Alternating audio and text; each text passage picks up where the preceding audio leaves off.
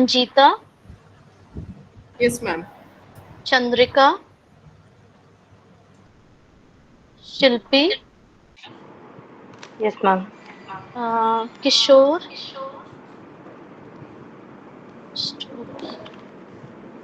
okay, Yes, sir. Present. Archana, Yes, ma'am. Lakshmi Priya, Yes, ma'am. Morning, ma'am. okay, Kamal, Mohit, Yes, ma'am. good morning. Good morning, ma'am. There are two Mohits Present, in ma'am. our class. Have you logged in from different IDs, Mohit ji? Yes, ma'am. Yes, ma'am. Because two images are being visible on my screen. Rishu, last is Rishu, right? Okay. So on 22nd, we have done our unit 1 and unit 2. And today we'll be doing unit 3 and unit 4, right? Under this, the very first topic which we have, that is role 3 is directly connected with the role of national bodies in our educational system. What is the role of national bodies? What is their contribution towards the educational development in our country, right?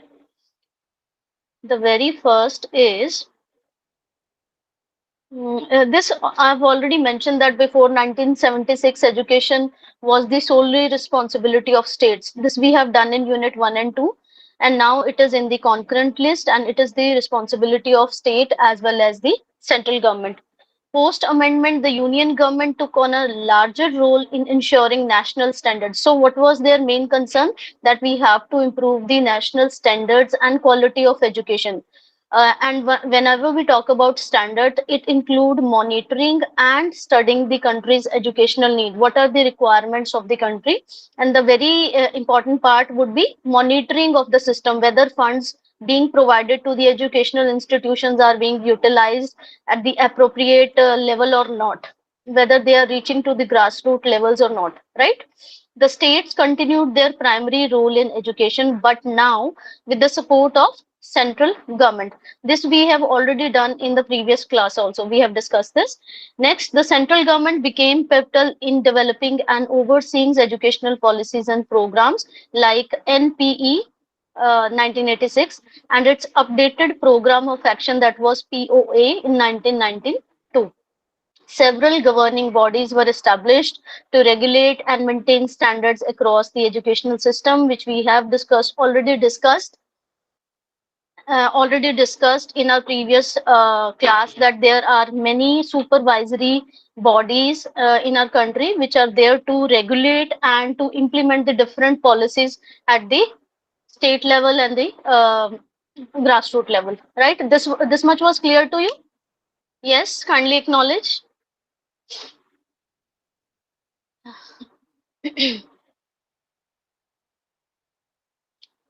Okay. Next, we discussed in the introduction, it has been given about the CABE, the Central Advisory Board of Education, and UGC. We have already discussed about these institutions. The new thing which is there in this unit is boards at school level. What kind of different boards are there in our country? To achieve both quality and quantity in educational institutions, the Government of India has established several national level bodies. These bodies oversee the administration of education at various levels, from primary education up to the university level education and further research. The education system is managed through different apex bodies designated by the government. Schools in India can affiliate with various types of boards. You must be aware about this, that there are different kinds of board like CBSE, ICSE. We'll be study about those boards in today's unit, each responsible for the different aspects of our education. Next, boards at school level. What kind of boards are there? The very first is, all of you know, Central Board of Secondary Education, that is CBSE. You may be asked to do write-ups about these boards in your examination. The Central Board of Secondary Education is an apex educational body in India, operating under the supervision of the Secretary of the Ministry of HRD, that is Human Resource Development, Government of India. It is responsible for conducting various important examinations such as the All India Pre-Medical Pre-Dental Test, the All India Engineering Entrance Examination, and the Jawahar Navodaya Vidyalaya exam. Next, we have next point under the same header CBSE. It oversees the All India Senior Education Certificate Examination, that is for class 12th, and the All India Secondary School Education Exam, that is for class 10th. The CBSE is not merely an examination board, it also supervises and manages the functioning of schools accredited to the central education system. uh, that means they keep on doing visits and supervision on the functioning of the schools, that whether they are following the set norms and rules or not. It prepares the syllabus for the affiliated schools, and it has jurisdiction over schools in Delhi, Chandigarh, Andaman, Nicobar Islands, Arunachal Pradesh, and Sikkim. Moreover, its reach extends internationally with affiliated schools in the Middle East and the United States. So you may be asked about the different kinds of functions or different kinds of feature of CBSE board in your examination. Next is Council of Indian School Certificate Examination, that is CIS-CE. The Council for Indian School Certificate Examination is an apex organization established to oversee the ISC and ICSE education system in India, specifically catering to Anglo-Indian education. Formed in 1958, you must memorize the dates of establishment. Formed in 1958 by the University of Cambridge, Local Examination Syndicate. CISCE aimed to adapt examinations to the educational needs of the country and replacing the overseas Cambridge School Certificate Examination conducted by British authorities. Then majorly it conducts two major main examinations, that is Indian Certificate of Secondary Education ICSE and Indian School Certificate ISC, right? Next, ISC, that is class 12th examination, is recognized as equivalent to the senior examination of the University of Scotland. The special recognition means that students with an ISC qualification do not need A-level qualifications or bridge courses to enter universities in the UK and other Commonwealth countries. You must be knowing about this, that those students who qualify their 10th and plus 2 from CBSE, they have to appear for certain examination, but in case of ISC qualification, they don't need that. It is the only Indian qualification with this level of international recognition. While the majority of CIS-CE affiliated schools are in India, the Council also oversees schools in countries with significant non-resident Indian, that is NRIs population, such as the Dubai Modern High School and the DPS International School, which offers ICSE and ISC examinations. This much is clear to you. I hope these things are majorly understandable by you, and these you need to memorize the stuff which is mentioned there. Then we have state boards after CBSE and CISE. Apart from the Central Board of Secondary Education and the Council for the Indian School Certificate Examination, each state in India has its own state board of education. Every state has its own state board of education. These boards are responsible for addressing educational issues and managing school level education within their respective states. Schools have the options to affiliate with these state government boards, which oversee curriculum development, examination processes, and the overall educational standards specific to the state. Next, we have NIOS, that is National Institute of Open Schooling. It was established by the Government of India in 1989. It provides educational opportunities for those who missed formal schooling. In the previous class, I've already discussed that what is formal schooling and what is non-formal schooling. It supports state and union territories with material, consultancies, and advocacy. NIOS offers flexible educational options with no age limit. a wide range of subjects, and the ability to accumulate credits over 5 years. It provides courses in various regional languages and blends academic and vocational educational. NIOS develops its own curriculum and accredits institutions as study centers. It serves a diverse range of learners, including those who are economically disadvantaged and school dropouts. It's very self-explanatory that those students who cannot afford regular schooling and high fee, they can continue their studies from the NIOS courses. Then organizations provide education at school level.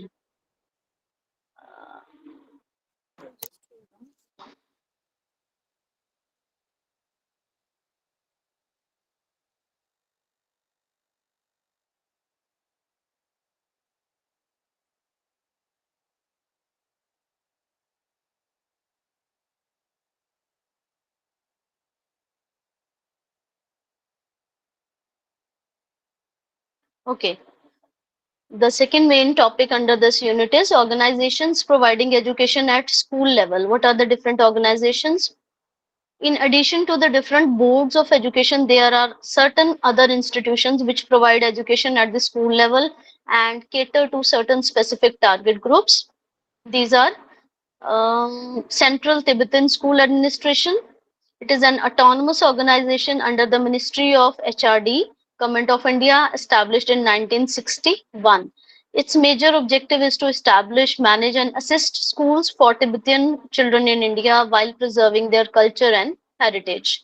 CTSA operates 71 schools across India in areas with significant Tibetan populations. These schools are affiliated with CBSE and they follow the NCERT curriculum. The medium of instruction is Tibetan at the primary level and English thereafter. Then we have second organization which is Navodaya Vidyalaya Samiti NVS. It is also an autonomous organization under the Ministry of HRD, Government of India. It managing Jawahar Navodaya Vidyalayas. Established in 1985, GNVs aim to identify and nurture talented students, children from rural areas, providing them with the quality modern education regardless of the socio-economic background. These schools promote national integration by bringing together students from the different regions and ensuring competence in three languages as per the three language formula. Then next major feature of Navodaya Vidyalaya is that it is always located in the rural areas. It provides free education, boarding, lodging, uniforms, textbooks, and travel expenses from class 6th to class 12th, with a nominal fee for the students of class 9 to class 12th, exempting SC, ST students, girls, disabled students, and children from below poverty line families. Admissions primarily target rural children. Their main focus is to develop the education level of the rural children who don't have equal access to education like other kids and they are not financially well off.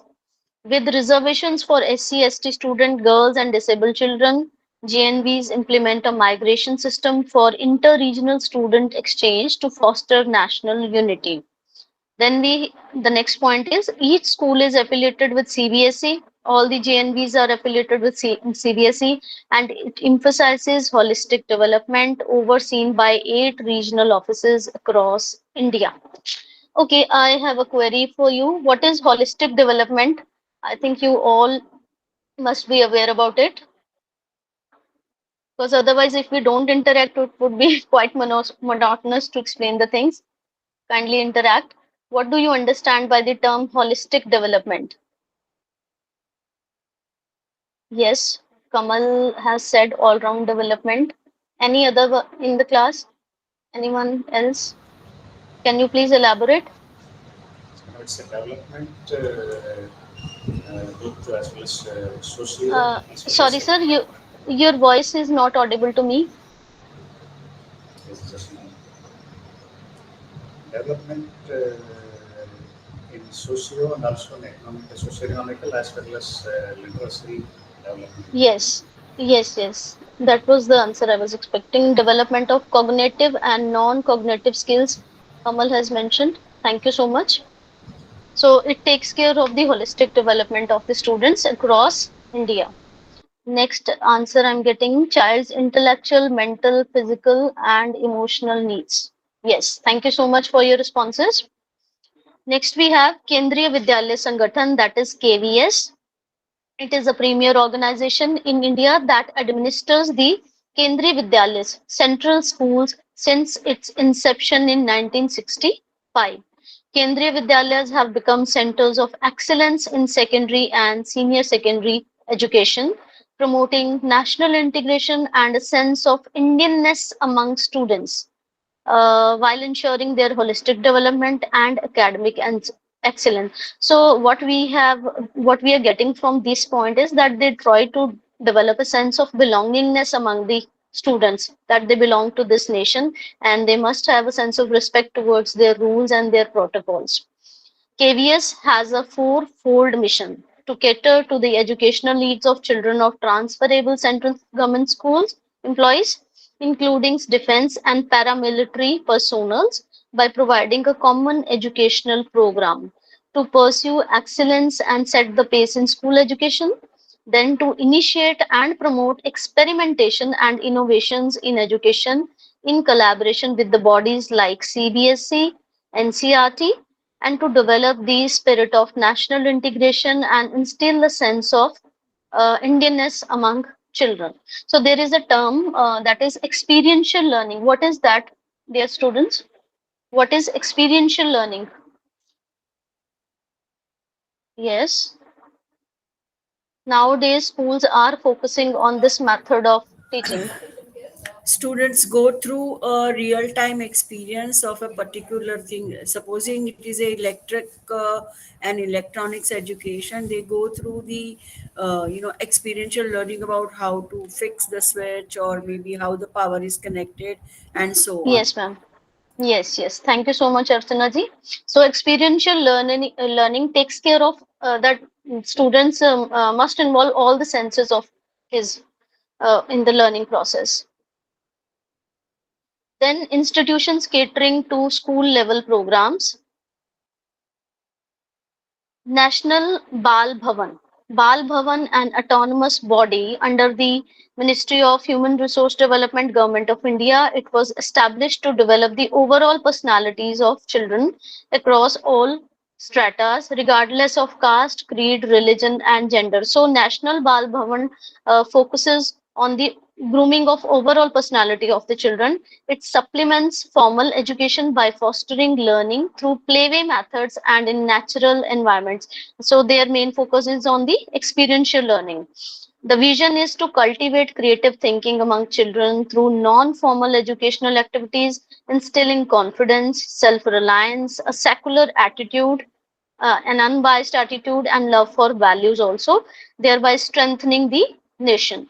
Bal Bhavan offers a barrier-free environment with abundant opportunities for innovation, catering to children aged 5 to 16 years.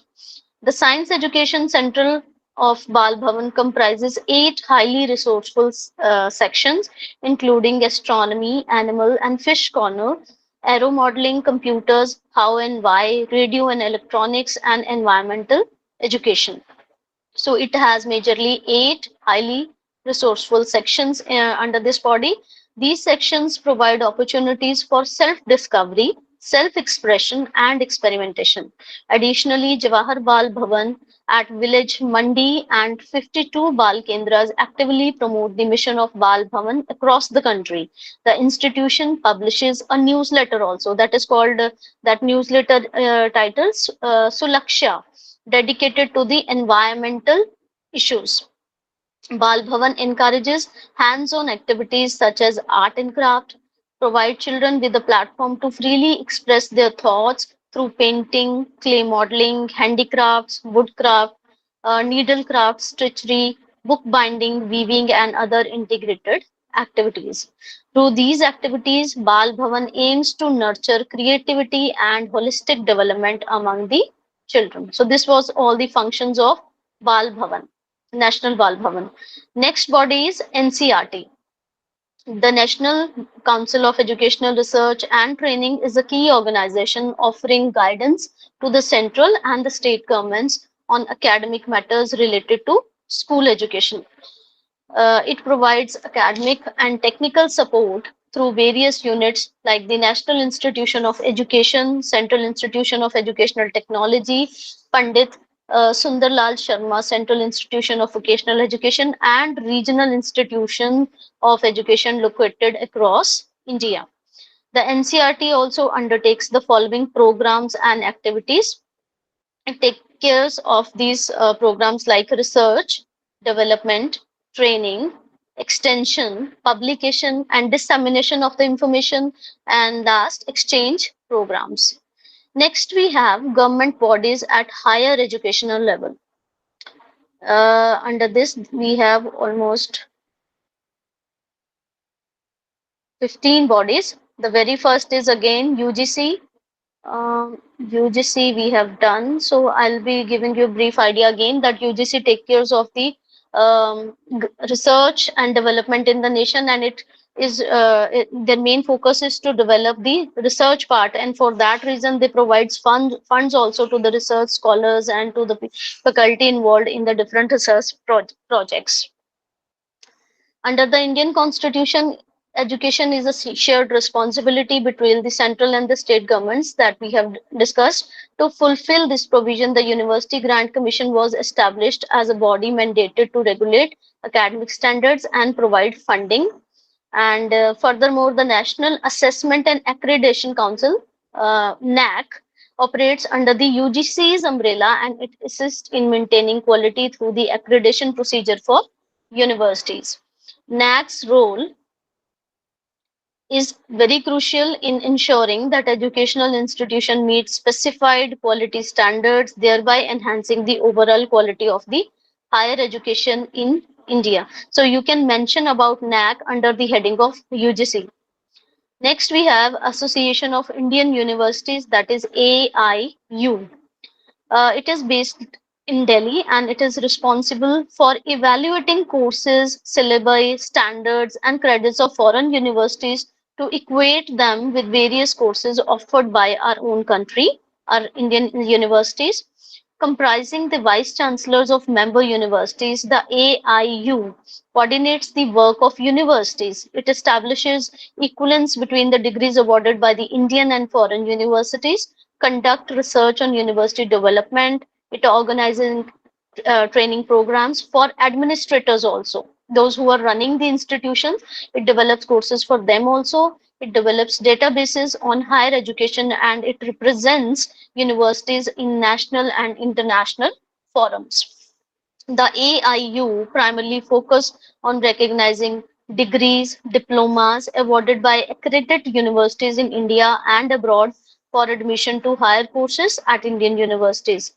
It also implements agreements under the cultural exchange programs between India and other countries in the education field, specifically regarding the recognition of foreign qualification, whether they are recognized or not, excluding medicine and allied courses. However, the AIU's opinions on the legitimacy or recognition of foreign qualifications are not legally binding, as it is neither a body or nor a part of the government. Instead, it is a society registered under the Societies Act. Next, we have National University of Educational Planning and Administration, that is NUPA. The National University of Educational Planning and Administration, established by the Ministry of HRD of the Government of India, is a premier institution dedicated to capacity building and research in education, planning and management, not only within India but also across South Asia. Recognized for its pioneering work, NUPA was granted the status of deemed to be university in August 2006, enabling it to confer its own degrees. It is fully funded by the Government of India, and it offers various academic programs including integrated MPhil, PhD, full-time direct PhD, and part-time PhD programs, focusing on educational policies, planning, and administration from an interdisciplinary social science perspective. Its research programs cover all level and types of education, examining both national and international development perspective. NUPA's primary objectives include enhancing sustainable capacity in planning and management across all educational levels in the country. It generates knowledge through research and extension activities and disseminating this knowledge while preparing certified professionals. So it involves in development of different kinds of courses also uh, to prepare certified professionals. One of its flagship projects, the District Information System for Education, that is DISE, it has amassed a comprehensive database on elementary education in India. It was the initiative of NUPA on elementary education. Just hold on, I'm getting a call again.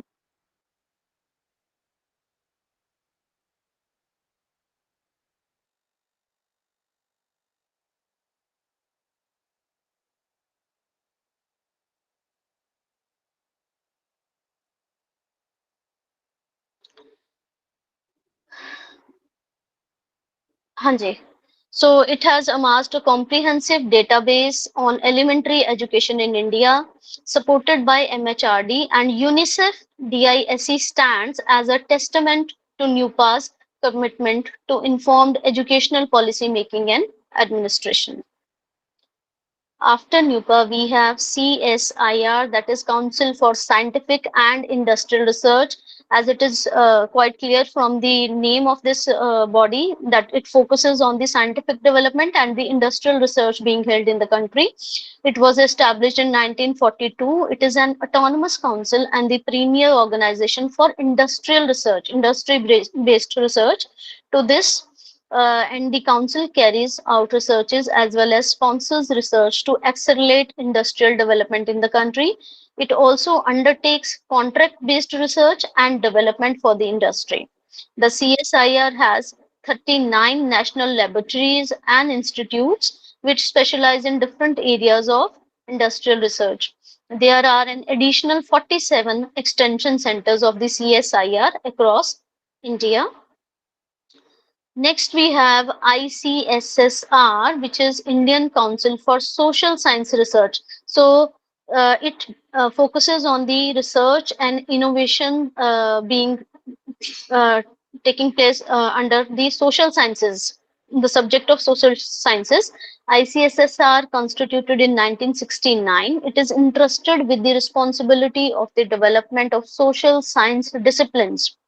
It finances research in these disciplines, maintains a database, funds training programs in research methodologies, funds organizations for developing documentation services and research information.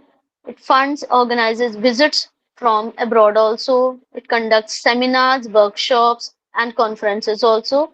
And it also brings out its own publication. So it is totally involved with the development of social science disciplines in the country. It also assists in giving fellowship and study grants. Today, it assists 27 research institutes in the field and 6 regional centers across the country. Next, we have Indian Council for Medical Research, right? ICMR. It is established in New Delhi. It is the body that formulates, coordinates, and promotes biomedical research in the country. It funds research institutions in the field entirely and through grants in aid given to non ICMR institutes. Intramural research today for the ICMR is being carried out in 29 permanent national research institutes and regional research institutes. The permanent institutes are mission-oriented labs that address the topics like tuberculosis, leprosy, cholera, viral diseases like AIDS, malaria, vector control, nutrition, food and drug toxicology, oncology, and medical statistics, etc. The regional centers of research focus more on the regional health problems and aim to generate research pools and different geographical locations. In times of contingencies, they serve to coordinating nodes of government efforts also. So these were the functions of ICMR. Next, the next body we have already discussed in Unit 2, that was Central Advisory Board of Education. So I've already told you that the main key functions of this body is to review the progress of education in the country. It also evaluates the implementation of the educational policies by relevant authorities, and it also offers pertinent advice. Majorly, it plays a crucial role in fostering coordination between the central government and the state government, as well as the union territory administrations, ensuring cohesive efforts in advancing education across the nation. So, this was the seventh body. Next, we have Council of Architecture, that is COA. The Council of Architecture, it has constituted by the Government of India under the provisions of Architects Act 1972, enacted by the Parliament of India. The Act provides for registration of the architects, standards of education, recognized qualification, and standards of practice to be compiled with by the practicing architects.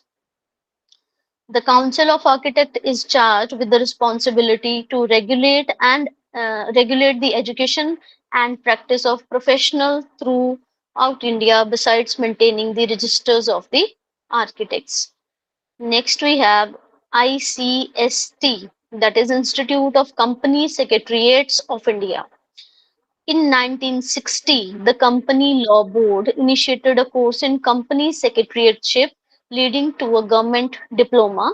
Recognizing the growing interest, the government established the Institute of Company Secretariats of India in 1968, transferring examination responsibilities to it.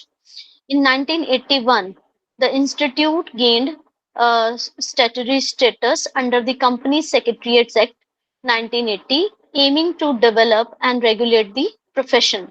Its vision is global leadership in corporate governance development, with a mission to cultivate high caliber professionals, ensuring good governance, conduct research, and publish literature also. The institute offers training programs, collaborates with foreign institutions also, and it acts as a think tank for governmental and regulatory bodies. Think tank means where all the experts come forward to give their ideas and to discuss, to ponder upon different kinds of issues related to the educational development.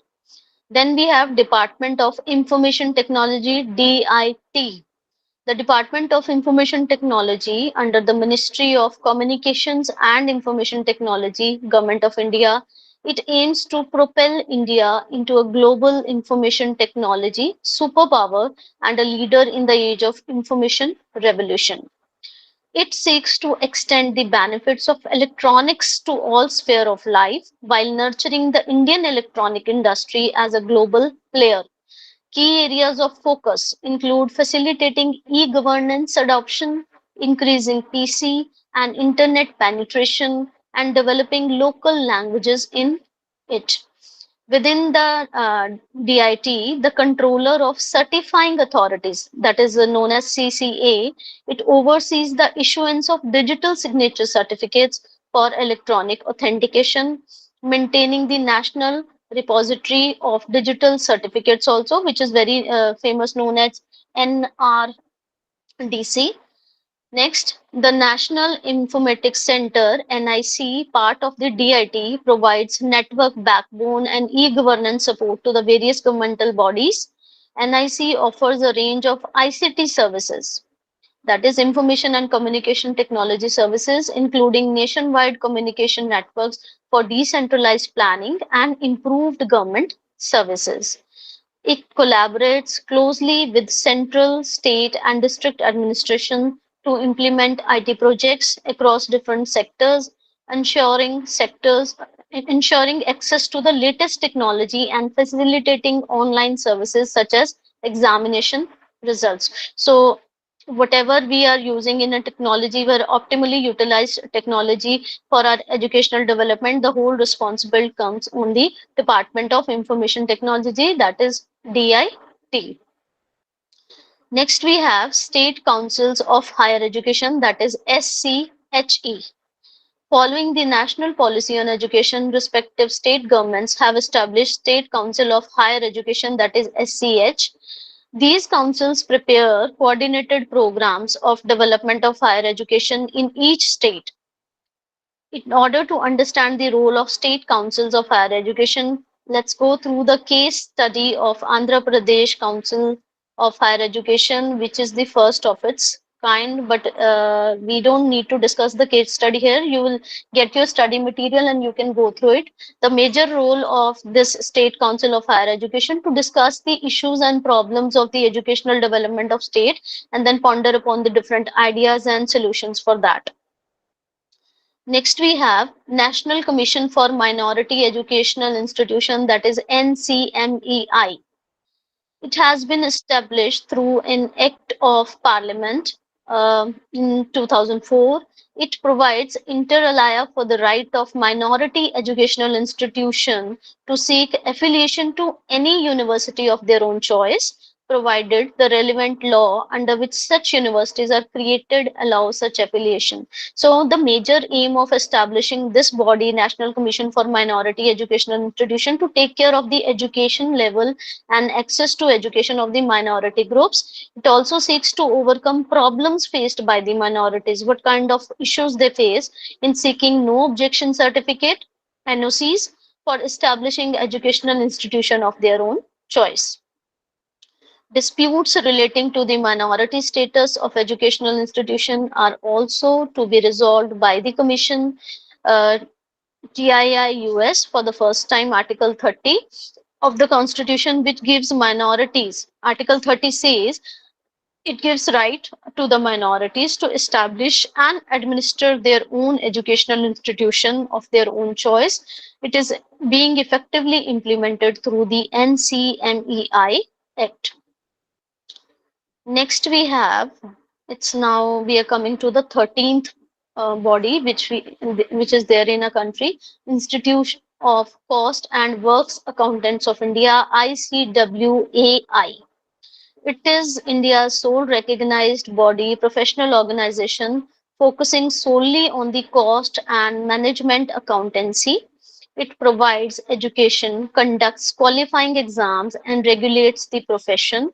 Its major objective include enhancing the role of cost and management, accountancy in management control, promoting scientific methods in the field, developing professional members, staying updated on industry trends, maintaining ethical standards, organizing seminars and conferencing, and conducting research and publications to disseminate professional knowledge. So, one query is coming in my mind. There are two terms, method and procedure. What are the different methods and what are the different procedures? Anyone in the class can differentiate between what is method and what is procedure?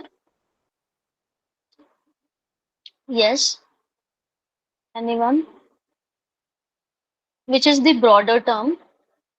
Or you can answer in that way also, method and approaches. Yes.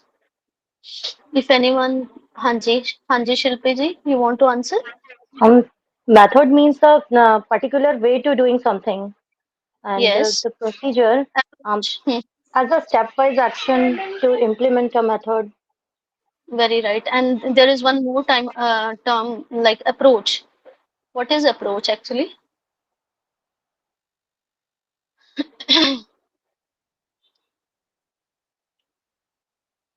Procedure to Yes. doing something. Yes. Actually, under the heading of method and approaches, approach is the bigger term. It is the broader term. Under a single approach, different kinds of methods are being used. For example, if we say that we are focusing on the child-centered approach, that means it is approach which focuses on the kids' needs, it keeps the child in the focus, and under this approach there are certain methods, like we say playway method, experiential learning, where different kinds of techniques are used to disseminate the knowledge. So this was the major difference. Thank you so much, Shilpi ji. Thank you. Next, we have Institute of Chartered Accountants of India, ICAI. The Institute of Chartered Accountants of India is a body regulating the chartered accountancy profession in India, CA. Over nearly 6 decades, it has gained recognition globally for its contribution in educational professional development and upholding high standards in accounting, auditing, and ethics. ICAI is now the second largest accounting body worldwide. Membership to ICAI requires passing 3 levels of exams: CPT, PCC, and final exam, along with practical training at a CA firm also. Exams are held biannually in major Indian cities like Kathmandu, Nepal, and Dubai also. Collaborating with Indira Gandhi National Open University, IGNOU, ICAI offers a special BCom course for CA aspirants and a master's program in finance and taxation for CA final students. They conduct joint personal contact programs, research, and seminars to enhance commerce and management education. So you have seen all these bodies, all these national bodies deal with different kinds of issues, different kinds of disciplines to bring a certain change to raise the level of that particular discipline in our country. Next, 15th, we have National Council for Rural Institutes. As it is clear from its title that it focuses on the rural institutions. National Council of Rural Institutes is an autonomous society fully funded by the MHRD, Government of India. It has headquarters at Hyderabad. It was established with the main objective of promoting rural higher education for advancing rural livelihoods with the instrument of education on the line of Mahatma Gandhi's revolutionary concept of Nai Talim. As you must have seen that under this theme, Nai Talim, many programs and workshop conferences were being held in the country also. Other objectives of the council include teachers training, extension, and research by networking with policy making bodies such as UGC, AICTE, and research organizations like CSIR, etc. It also encourages other educational institutions and voluntary agencies to develop in accordance with Gandhian philosophy of education.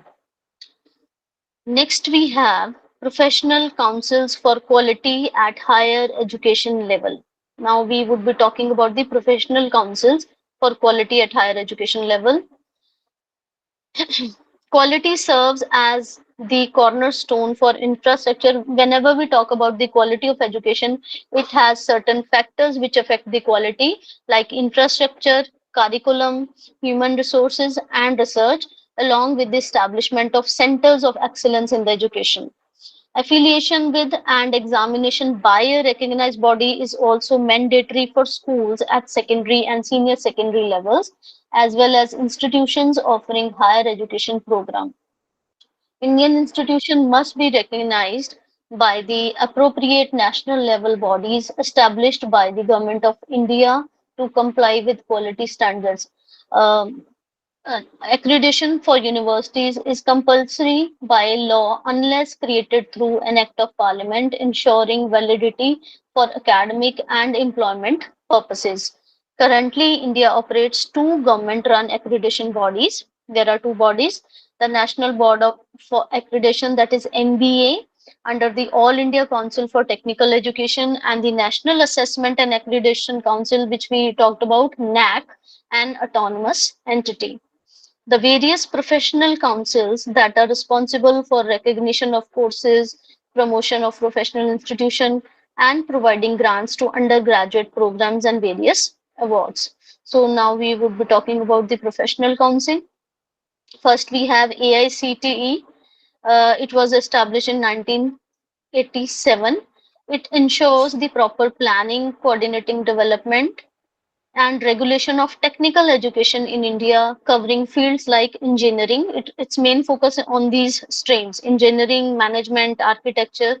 It maintains educational quality through the National Board of Accreditation (NBA), which aligns programs with international standards via quality audits. Time to time audits are being conducted to enhance and to monitor their quality standards. The NBA periodically reviews and evaluates institutions and programs, while AICTE provides funding for development and new initiatives to continually enhance technical education. Next professional body is Distance Education Council. So it would be taking care of the education which is being done at distance online mode. The Distance Education Counseling under IGNU coordinates and maintains standards in open and distance education in the country. It was established to promote learner-centric education and ensure high quality education access.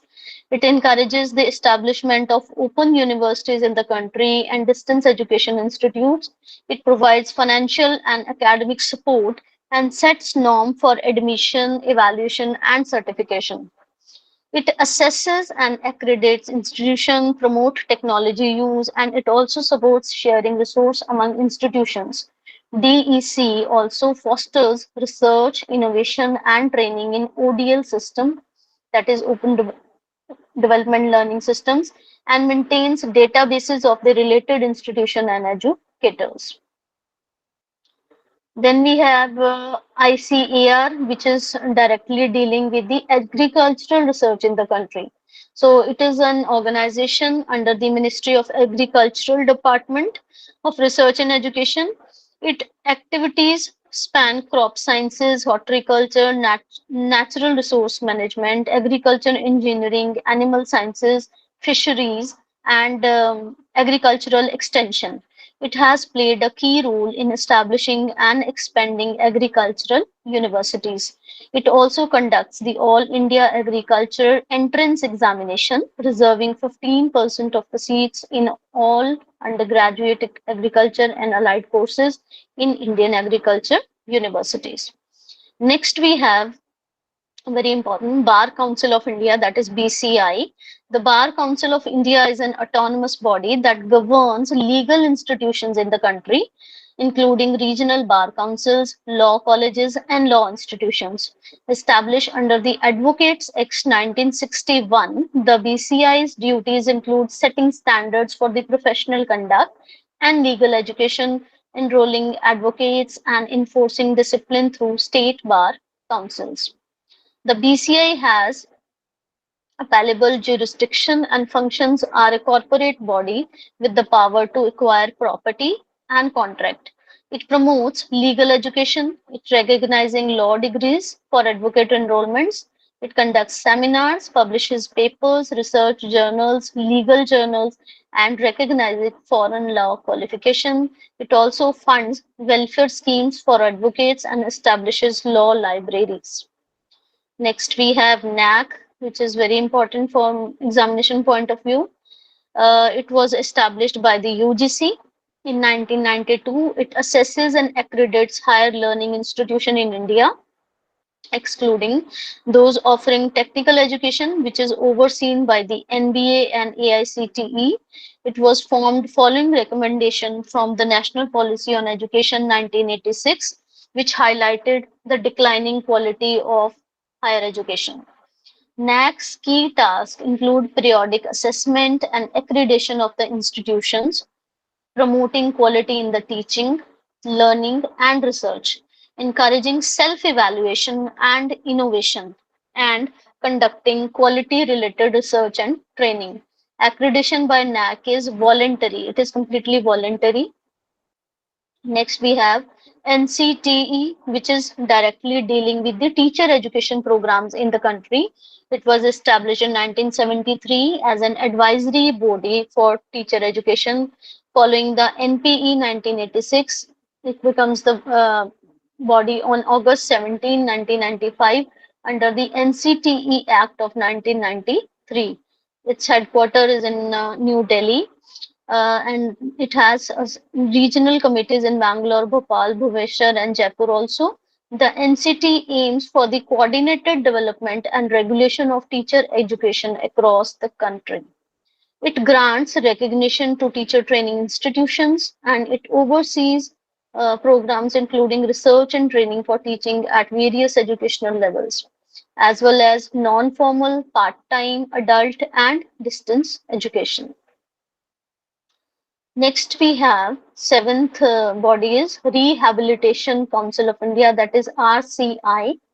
It was established in 1986 under the Ministry of Social Justice and Empowerment to standardize and regulate training for professionals in rehabilitation and special education.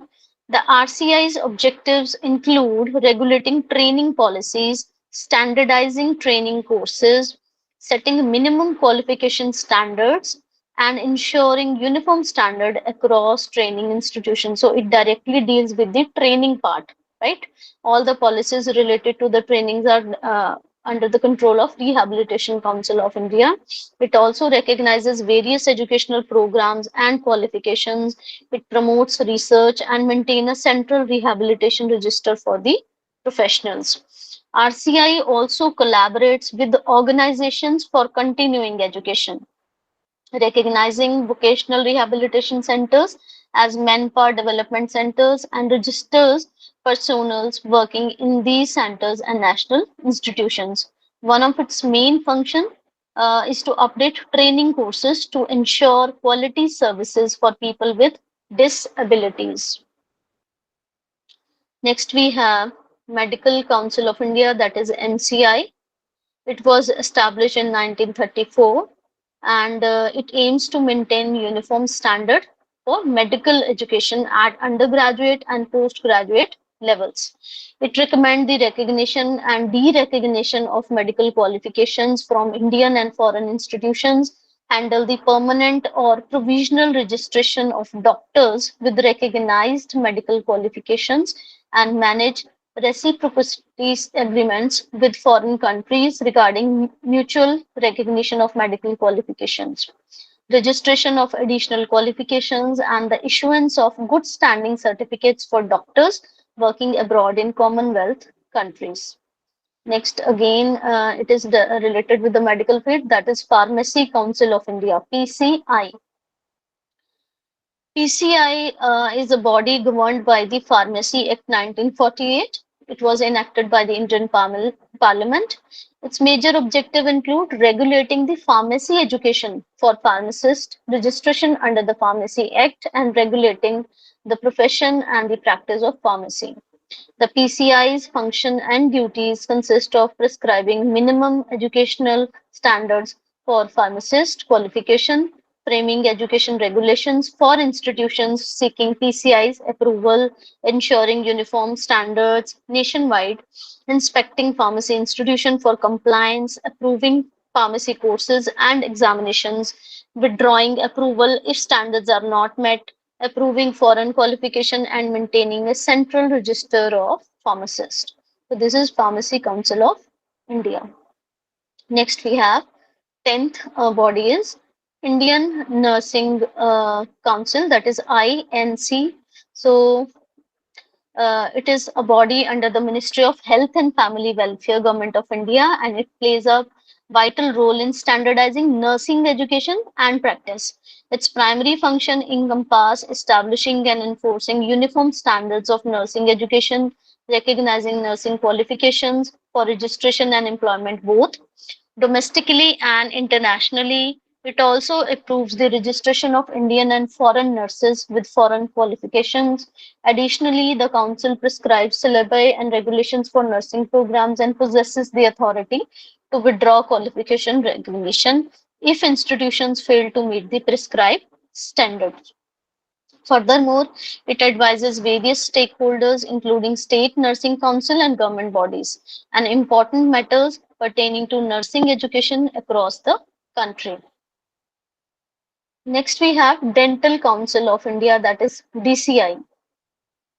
It was established under the Dentist Act 1948 to regulate dental education and the profession across country.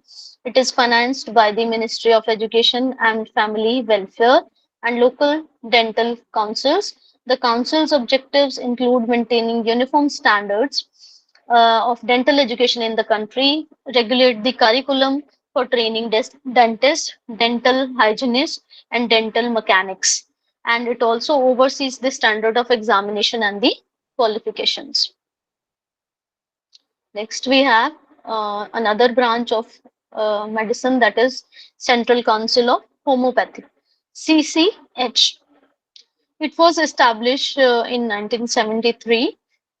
It prescribes and recognizes all homeopathic medicine qualifications. Any university or medical institution that desires to grant a medical qualification in homeopathy is required to apply to the council first.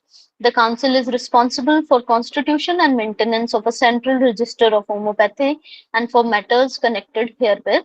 All the universities and board of medical institution in India are required to furnish all information regarding courses of study and examination.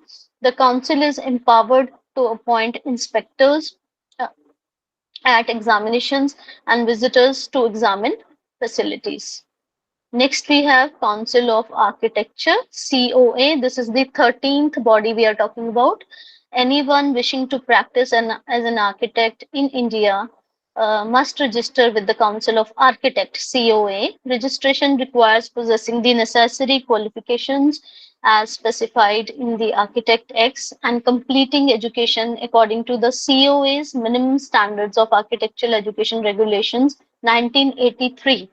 These standards apply to various institutions, including universities, IITs, NITs, and autonomous colleges, covering eligibility for admission, course duration, staff and accommodation standards, course content, and examinations.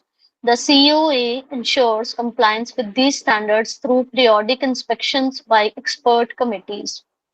It informs the central government about the standards maintained by institutions, and it can recommend the recognition or de-recognition of the qualification. Next, we have CCIM, that is Central Council of Indian Medicine.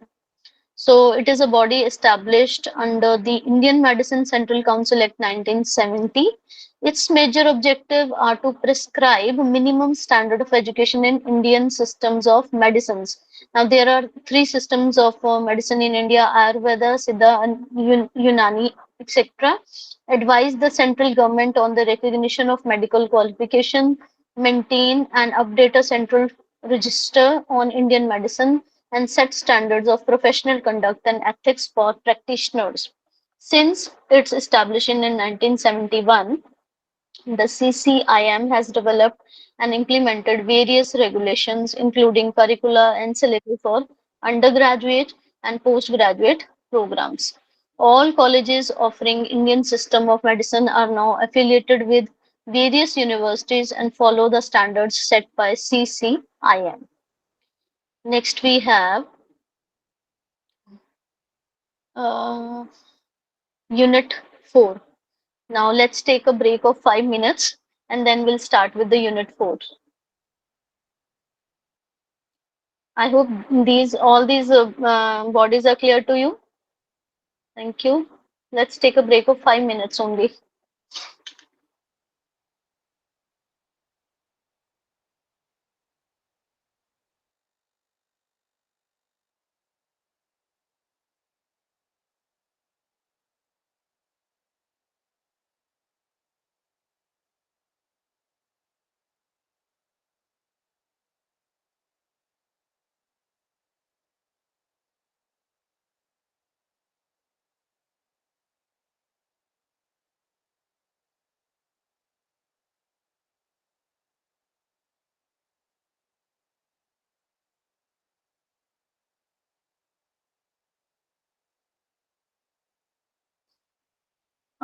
I've seen few students have joined in between. Anyone whose attendance is not marked, kindly tell me.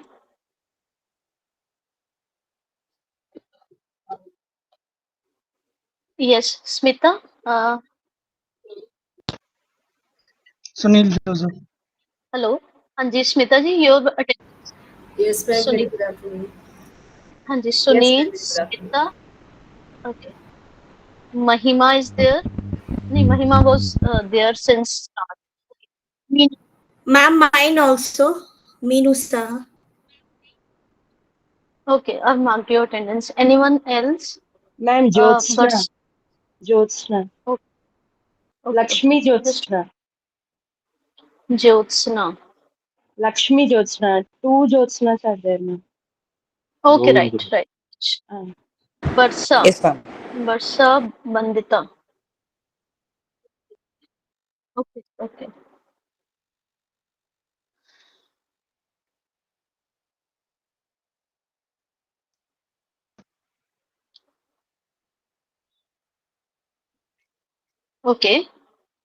चलिए start करते हैं next. That is Unit 4.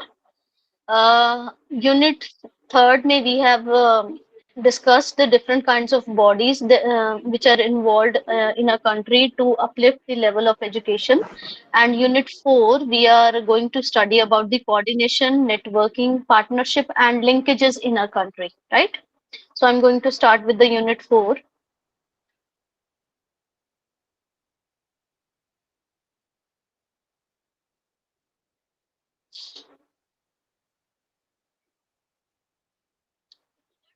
Over time, local bodies such as school development management committees and panchayati raj institutions, they become key players in educational provisions and governance in our country. Public-private partnerships, linkages with local industries, collaboration with NGOs, and networking has also played significant roles in translating national level programs into initiatives that meet local requirements. So there are few terms which I want to ask from you. What do you understand by public-private partnership? Have we done this discussion before in the previous unit also? What do you understand by this term, public-private partnership? Anyone? Yes. Ma'am, as far as I understand, I think a business is established wherein the shareholding is requested or floated from the Mm-hmm. public, and a company is Mm-hmm. formed or an institution is formed, and Mm-hmm. then they run the business. Very right. You're quite near to the answer, ma'am. In public-private partnership, when we are talking about the education sector, na, so we do expect our community to participate in the educational development. So government is trying to establish certain relationship with the community also, so that their participation may contribute in the development of education in different forms in a country. So, and the second term is linkages with local industries. Of course, when we are doing linkages with the local industries, we are trying to provide them with the uh, what we call human resources. Like in schools and colleges, we are training them, we are giving them education related to the different subjects, and then we try to settle those students in certain industries also, so that after studies they don't have to look here and there for their employment purposes. So these kinds of collaborations are made, and then we have collaboration with NGOs also, which are non-government organizations. They also come forward to contribute their part in the for the same reason. And next, they have written networking. Networking, all of you know, then when we try to communicate our message or our particular objective to the different areas through our different relationships. So what is the main thing in that? That is your PR ship, your relationship skills work in that reason. ठीक है.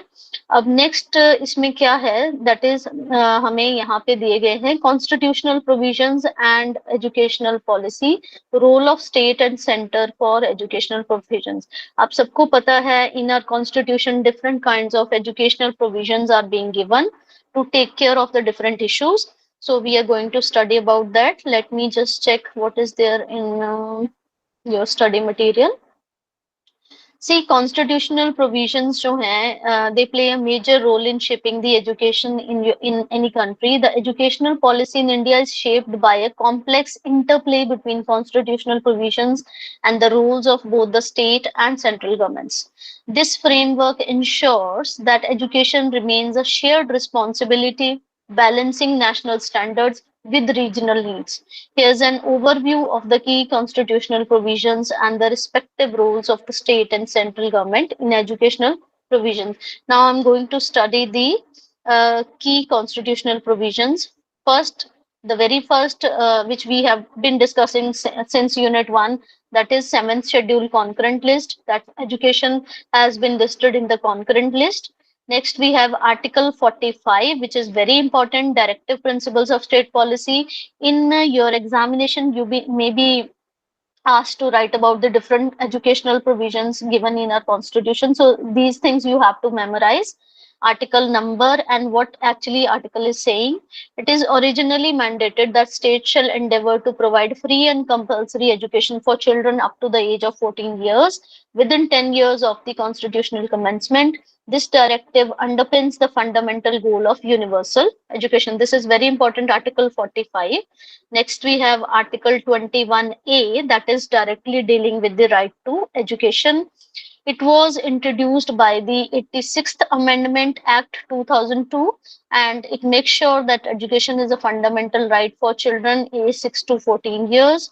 And it mandates that the state provide free and compulsory education within this age group, reinforcing the commitment to universal primary education. Next, we have Article 30. Article 30 takes care of the minority groups. It grants minorities the right to establish and administer educational institutions, protecting their cultural and educational rights. It also ensures diversity and inclusivity within the educational framework. So, what you can do, you can pick up any keywords with certain articles to memorize what is going. For example, I'm talking about Article 30, it deals with the minorities. Article 45 deals with the compulsory education part, and Article 21 also talks about the fundamental rights. So you can memorize these points in this way. Next, we have Article 29 and 30. These articles protect the interest of minorities, ensuring they have the right to preserve their language. So, language would be taken care by the Article 29 and 30 combinedly, script and culture, and establish and administer educational institution of their own choice. Next, we come to the role of central government. What is the role of central government? Number one, policy formulation and national standards. Now, in the class, can anyone elaborate this point? Because we have been discussing the whole thing since unit 1, 2, and 3. How central government come forward in policy formulation and maintaining national standards? Anyone can elaborate on that? Now, you are aware about many bodies which are playing their roles at national level. Anyone? You can send message also in case you don't want to speak. Or yes, how central government is taking care of the policy formulation? Anyone, please speak.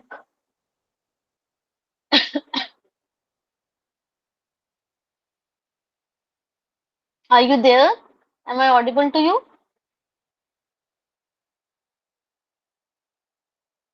Okay. Ranjita ji, do you want to speak about this? See, we have discussed this whole thing that many policies have been framed to take care of the educational sphere in India. So this is how central government is taking care of this thing. And when we talk about standards, there are certain bodies and organizations which are taking care, which are ensuring that standards are being maintained. For example, we talked about NCRT, we talked about National Educational Policy, we talked about different kinds of body which formulate national policy, they set standards, and then they develop curricula also. Second major role of central government is funding and schemes, right? So central government funds and implements various educational schemes, such as we talked about Sarv Shiksha Abhiyan in the previous units, Rashtriya Madhyamik Shiksha Abhiyan, RMSA, and midday meal scheme. These programs aim to improve access, equity, and quality of education across the country. Next, higher education regulation. How do how does the central government is taking care of higher education? It regulates higher education institutions through bodies like the University Grant Commission, UGC, AICTE, and National Medical Commission. It ensures standardization and quality control in higher education. Then coordination and advisory role. We see that the central government coordinates with the states. It provides guidance and support for implementing national policies. It also collects and disseminates data to monitor and evaluate the education system performance. So we have studied about different kinds of bodies. I think 15 to 20 bodies we have discussed in the previous unit who take care of the proper monitoring and evaluation of the different disciplines. Then we come to the role of state government. This was role of central government. Role of state government में क्या है? सबसे पहले implementation of the policies. Policies have been designed by the central government. Now, what is the most important thing is the implementation of those policies. State governments are primarily responsible for implementing educational policies and programs formulated by the central government. They adapt national policy to the local context, and they manage the operational aspects of education at the ground level.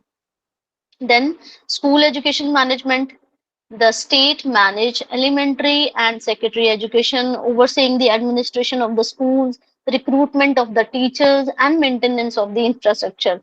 They ensure the implementation of the schemes like Sarv Shiksha Abhiyan and Ramsa, Rashtriya Madhyamik Shiksha Abhiyan. Then curriculum and syllabus. This is all we're talking about the role of state government. State Education Board develops curricula and syllabus for students within their jurisdiction, aligned with their national guidelines. They also conduct examinations and grant certifications for school education. Next, language and cultural education. States have the authority to promote regional languages and cultural education. They can introduce specific programs and curricula that reflect the linguistic and cultural diversity of the region. Next, higher education institution. State establishes and manage universities and colleges, ensure they meet local needs while adhering to the national standards. They also provide funding and support to the state-run higher education institution. So this is how you have to discuss the role of central government and state government in the education system. Next header is coordination for educational provision. In India, the advancement of education has long been recognized as requiring collaboration across various sectors and departments. This involves not only educational bodies, but also coordination with the different departments such as planning department, health and rural development department. Over time, a network of institutions has been established to provide education at both the school level and the higher education level. So now we would be talking about that. First, state level. At the state level, State Council of Educational Research and Training, that is known as SCRTs. They were set up following the model of National Council of Educational Research and Training, that is NCRT, with overall guidance from the stator. Subsequently, District Institution of Education and Training, that is DITES, were established, extending the network to the district level. Block resource centers and cluster resource centers under initiatives like the district primary education programs further expanded the network to cover clusters of villages. So there are different kinds of levels.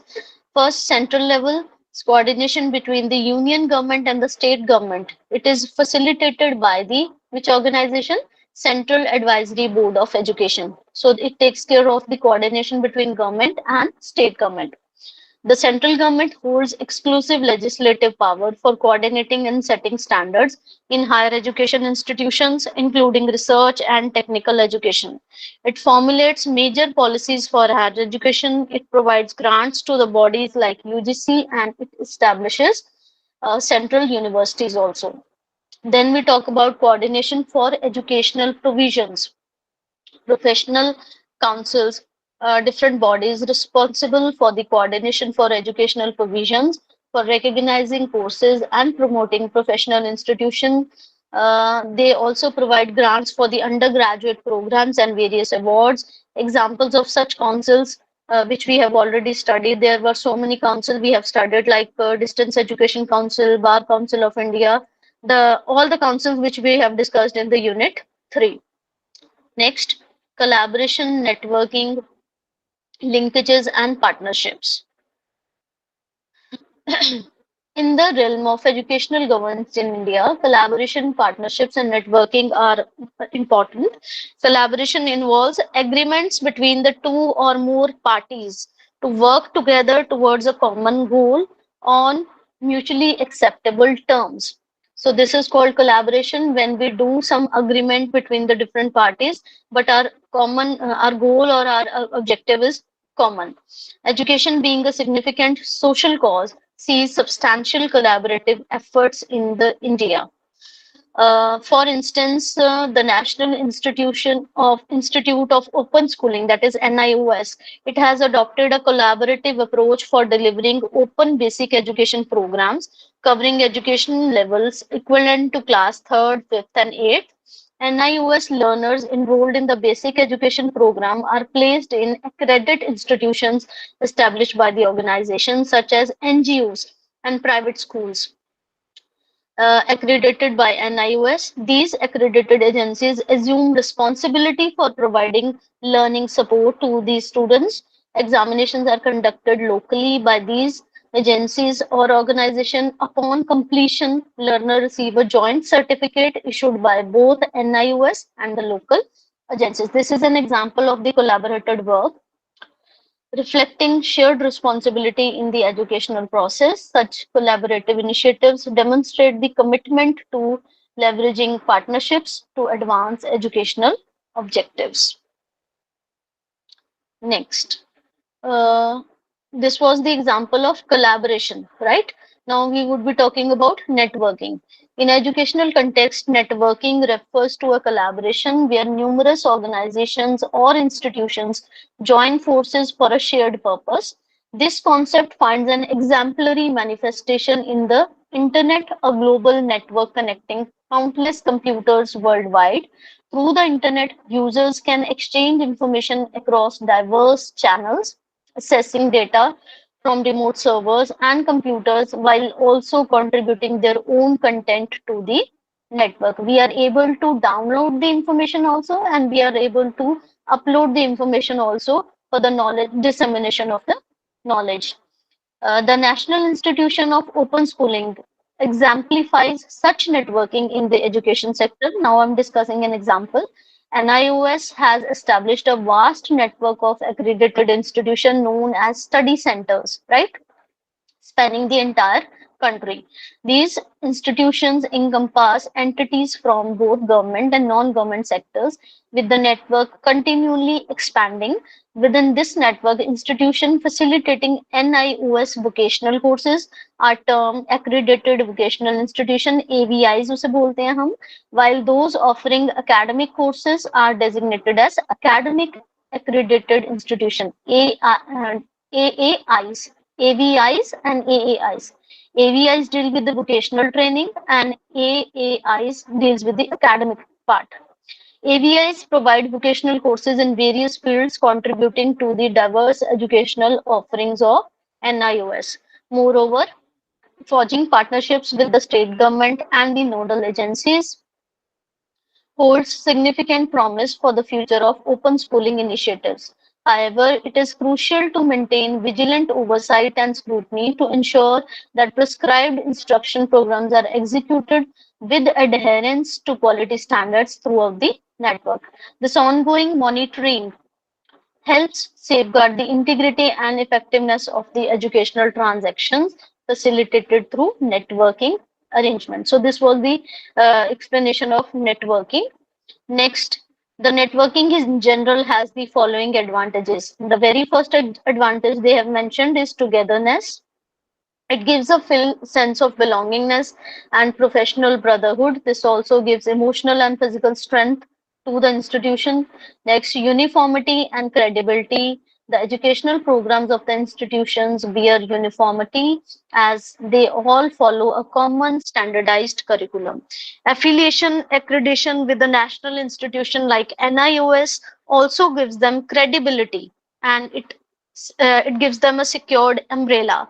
Learning from each other, periodical meetings of the institution ensure they share each other's experiences. In the process, they learn from each other's experiences. They may even share each other's infrastructure also. This leads to the improvement of quality of the teaching learning process. So these are the advantages of networking. Next major concept under this unit we have is linkages and partnerships. Now we talk about linkages and partnerships. The idea that collaboration and networking efforts in the education sector in India recent development is inaccurate. India has a long standing tradition of civil society involvement in promoting education, particularly among disadvantaged segments of the society. Historical movements such as social reforms in the 19th century and Gandhian constructive work during the colonial period laid the groundwork for the educational interventions by the NGOs targeting marginalized communities. Over the past decade, government has actively encouraged the participation of NGOs across all levels of the social sector, including education. So different NGOs are coming forward for the same reason, but government is trying to involve NGOs in the education sector majorly. This approach aligns with broader policies aimed at achieving universal education goals, with NGOs viewed as valuable partners in this endeavor. Constitutional amendments such as 73rd Third Amendment and 74th Amendment. They have facilitated greater decentralization, like we are trying to decentralize the system. We are trying to designate duties at different levels so that their implementation is taken care properly, empowering local bodies and diverse civil society organizations to contribute significantly to the elementary education. Right? Next, we have next point under the same heading. In the evolving landscape of development of India, the responsibility for education is no longer solely borne by the government.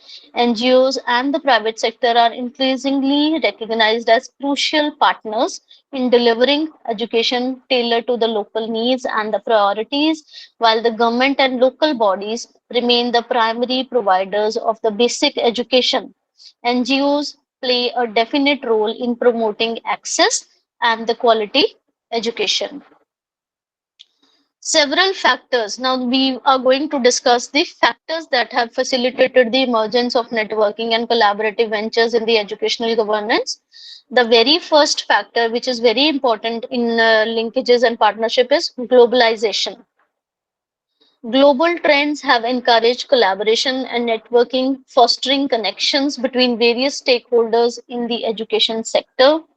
Inclusionary policies and decentralizational reforms. Policies promoting inclusivity and decentralization have transferred decision-making autonomy to the local communities, enabling greater participation in educational governance. Now, government is trying her best to make every stakeholder equally participative in the decision making. Capacity strengthening and training efforts to build the capacity of stakeholders across the education system, empower community members to assume active roles in the educational initiatives. This I was talking about capacity strengthening or community participation. NGOs mobilization, NGOs and community-based organizations have played a vital role in mobilizing communities, establishing especially marginalized groups to participate more actively in the education. So next point, NGOs are valued for their flexibilities. This is explained that how NGOs are playing their role. They are valued for their flexibility, cost effectiveness, and innovative approaches. They have succeeded in establishing strong connections with the local communities, facilitating greater community involvement in education despite legal and policy measures. Decisions related to the pedagogy and curriculum often remain within the purview of government authorities. However, NGOs have been instrumental in experimenting with alternative approaches to improve basic education. often serving as pioneers for innovative government initiatives.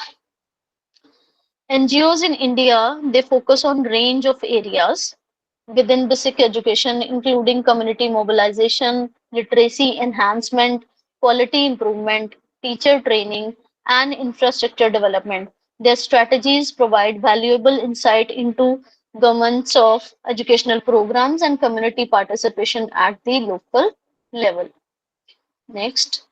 While government policies in 1990s emphasized involving NGOs and communities in the education, direct resource allocation to these entities was limited. Like resources were not being allocated to them. Instead, the government established new institutional mechanisms such as autonomous societies to run educational programs in collaboration with NGOs and educational developments. This state NGO partnership, state and NGO are now doing partnerships. It reflects the strategy to extend education to underserved section of the society and promote inclusive development where everyone is included and everyone is being provided with the equal chances and equal opportunities. Now we come to the public private partnership. Earlier we were doing state and NGOs networking. In India, the state continues to be the key provider of elementary education. However, the private sector in the recent years has also emerged as an important actor in providing elementary education in the country. In recent times, the government has favored privatization of education, not only in the higher education, but also in the secondary and the primary education. Globalization has led to the emergence of new players in the education sector. The private sector is more active in its role towards society. In various ways, the private sector has influenced various areas like education of marginalized, environmental education. Private organization made different reasons for joining a non-beneficial approach to social reforms, but their influence, direct or indirect, cannot be ignored. In India, the state continues to be the key provider. So this part has been repeated here. Now we can go through the next part. Globalization has led to the emergence of new players in education sector. I think this has been repeated on the page. Just hold on. Yes. uh, Public-private partnership, that is triple P. It ventures are emerging as a mode of implementing government programs or schemes in collaboration with the private sector. This partnership extends beyond traditional government entities to include various NGOs such as corporations, voluntary organizations, self-help groups, partnership firms, individuals, and community-based organization. Majorly, you have to discuss that aim of the PPP aim is to achieve the objectives of services previously provided solely by the government. Earlier, it was the responsibility of government only, but after starting partnership, now the other private people or private organizations are coming forward for the same reason. The shift in emphasis is from direct service delivery by the government to service management and coordination involving public and private entities. In essence, PPP seeks to leverage the strength of both the public and private sectors to improve service delivery, efficiency, and effectiveness. So now you can see that after involving private organization, the efficiency level, the delivery level, and effectiveness definitely has been improved. It's a collaborative approach that aims to maximize resources and expertise while ensuring the continuity and enhancement of the essential services. Now we come to the next heading, that is Education Management Information System, EMIS. The major aim behind establishing EMIS is to improve the quality and effectiveness of educational planning and management. Not only variety of data are required, but they also need at the same time in a formal that conforms to the requirement of users agencies operating at various geographical areas and also their administrative hierarchies. Decentralization of educational management requires a very strong and very efficient system of data collection and management. It is not easy to decentralize the system. So Education Management Information System, which is known as EMIS. It is a comprehensive database system used by the educational institutions and authorities to collect, manage, analyze, and disseminate data related to the various aspects of the education. It is a comprehensive database system, EMIS. It serves as a critical tool for decision making, for policy formulation, planning, and monitoring within the educational sector. What are the major objectives of EMIS? What are the main functions? As I've already told you that the very first function would be data collection, gathering data on student enrollment, attendance, academic performance, teacher information, infrastructure, finances, and other indicators. Then data management. Now, data has been collected, but it has to be managed in certain way. Storing, organizing, and manage would also be taken care by EMIS. Then that managed data, that compiled data has to be analyzed. Analyzing the collected data to get some results, to derive insights, to check the trends and assess performance. That would be third major task of the EMIS. I hope this much is clear to you. Yes, are you there, all of you? Yes, dear students, are you there? Yes, ma'am.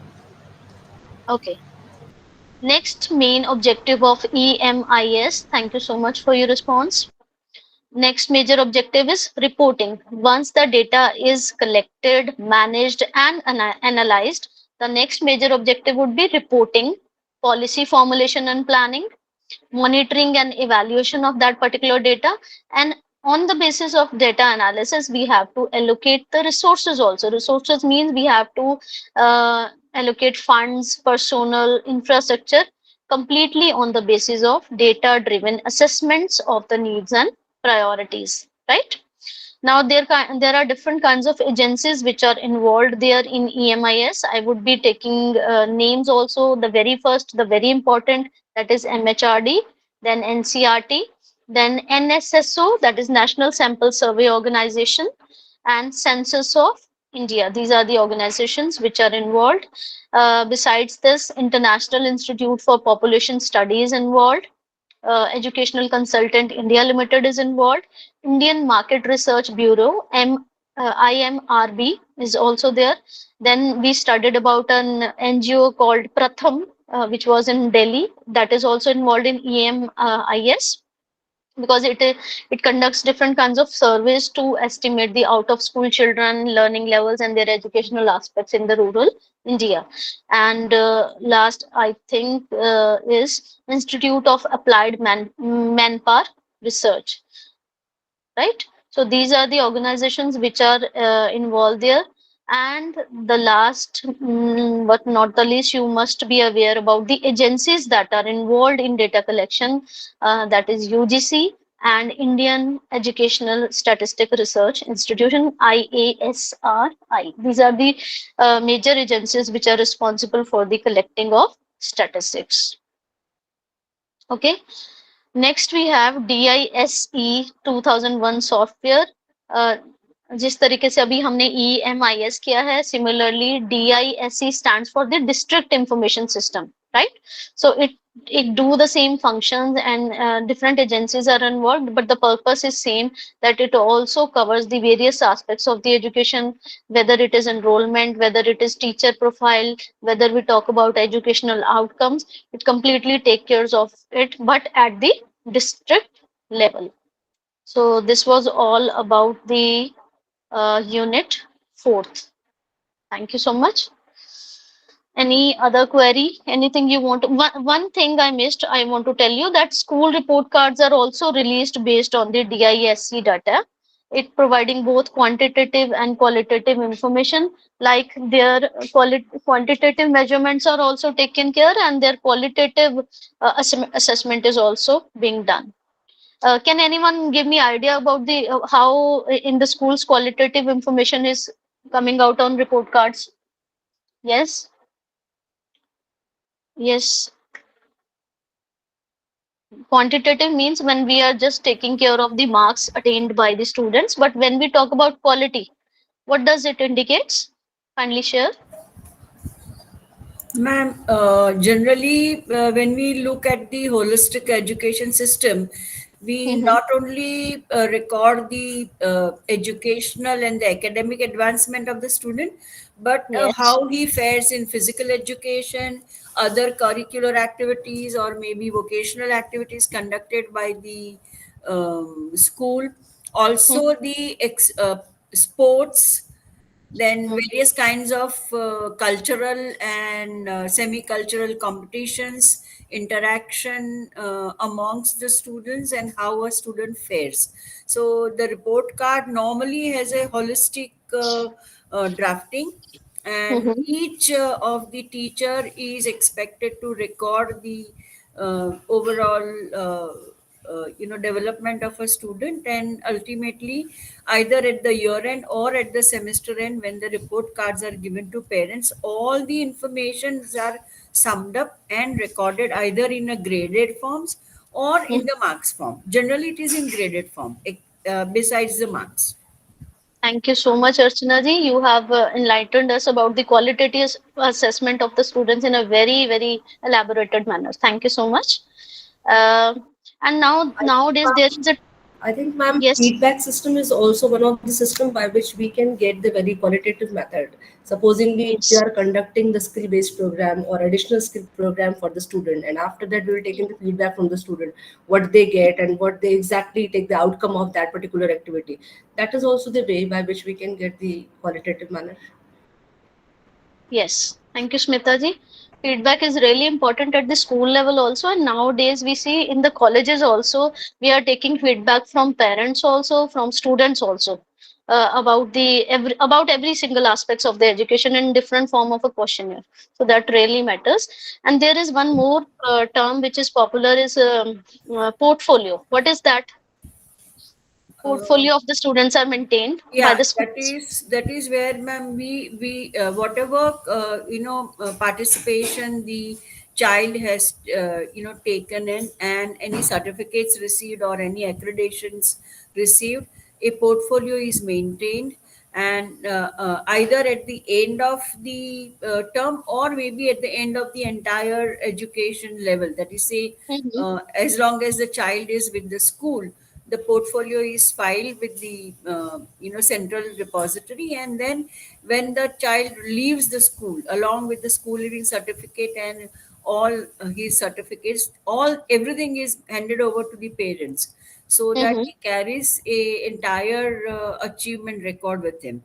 And one more thing, ma'am, which is now becoming more prevalent, is that whenever you provide a feedback to the parents, Mm-hmm. more of the positive sides have to be highlighted, so that in our country, the children are not demotivated, and Mm-hmm. they continue the education. Hmm, very right. Ma'am, I have noticed a thing that in case of, if I say about my daughters, nowadays teachers are sending us Google Forms to write about strengths and weakness of our own child, and later on that information is put it in the form of report card. Is it practiced in all the schools nowadays? No, I don't think that is a practice in all the schools, because, ma'am, only the educated parents can give you such kind of feedback. But Mm-hmm. in our Okay. country, unfortunately, at the rural or maybe semi-urban level, you do not find parents who are educated. I mean, where I am working right now, most of my students do not even want to take their report cards home, because they say, Yes. "What is the fun?" Because my parents can read. But Yes. still we Yes. always ensure that the parents come to us whenever there is a result being given. we Mm-hmm. we give them a lot of information about what the child has done Mm-hmm. throughout the year and how he has achieved this result, so that they are actually attracted to send the child back to school. I Mm-hmm. mean, that is the very basic purpose of Sarva Siksha Abhiyan, that children continue to remain in the school and complete the education. Yes, very right. Very right. Thank you so much, Archana ji. Thank you. Any other query from anyone? Otherwise, my topic till Unit 4 has been finished. Now, my next class would be on 27th. From 27th to 30th, I would be having 4 classes in which we would be finishing all the pending units. Ma'am, there is one small thing. Actually, in this unit, too much information is coming our way. Yes. So, I even at this level, I find it very difficult to grasp everything. So, it Hmm. would be very kind of you if you could, part with your presentation as soon as possible. What we can do is, we can relate each topic with the study material which we have, because most of us have not received the study material. As far Okay. as I am concerned, I have downloaded and I am referring it to the material when Hmm. you are, giving us a lecture. And there also I get lost sometimes. I can understand because it's So, quite yeah, elaborate. yeah, The thing is yeah, elaborated. yeah, yeah. Okay. No, I'll convey this message to our seniors also. In case they allow us, I'll be sharing my work with you. Okay. Chaliye, Ma'am, thank you so thank you much so for much. Yeah. today's class. And now we'll meet on 27th. Okay, ma'am. Thank you so Hello, much. ma'am. Meenu here. Yes, Mm-hmm. even ma'am, I'm also agree with the Archana, ma'am. Even each I and every point, I'm trying to sync with your statement with our study material. It's really mm-hmm. very tough to understand all those things. Please do something to the needful for us. Okay, okay. Thank you, I'll ma'am. do. Thank you so much. Thank you.